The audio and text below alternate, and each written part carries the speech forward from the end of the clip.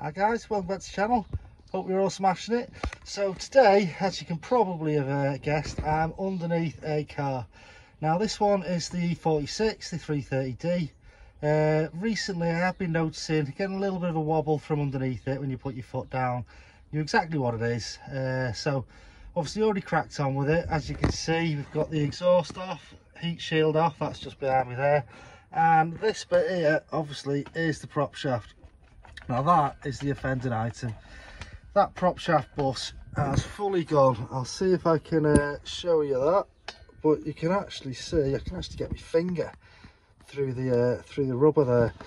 Now that needs changing, so we're going to remove the prop shaft. Obviously a couple of little bits to do, a few bolts there, get those off, a couple of bolts on this side where it bolts onto the gearbox. We'll remove that and show you how to actually replace this centre prop shaft bush bearing.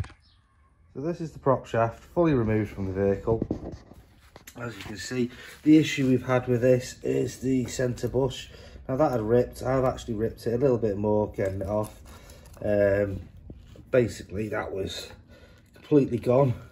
This is your new one, as you can see, nice and tight with the rubber. You've got your centre bearing with it. So basically with the prop shaft, separating it, relatively easy task. You've actually got 18mm bolt. Now that fits in there. I don't know if you can see that. There's a little threaded hole in there and holds these two halves together, which are actually on a spline. So we'll just separate those. If it'll come apart. As you can see, that's on an actual spline. So obviously before you remove anything, just mark it up. As I say, I've got two little marks there, just to make sure you get it back in the same place. So with this one, we'll just separate this. There we go, so you can see it. Take that off. So all I'm going to have to do, remove this bit of rubber. So I'll probably use a hub puller for that. Get that off, get the nice new one back on. Job's a good one, and get it all refitted. There we go, prop shaft's back in. As you can see, new centre bearing, all fully bolted up and ready to finish it off. Get all the centre cowlings back on, get the exhaust back on, get it dropped down. Now there is a reason I've done this. Obviously it was loose as anything, but as you can see, that's nice and tight. But as you might have seen from Martin's videos, we've got the dragy. So we want to see what the old E46 330D can actually do.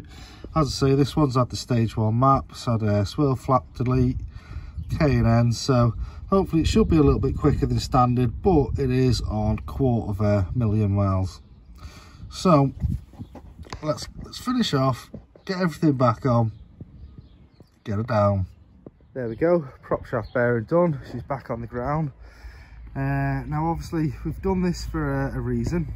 We want to do a few draggy times, and obviously you can't do that with the centre prop shaft bush the way it was, as you can see from the video.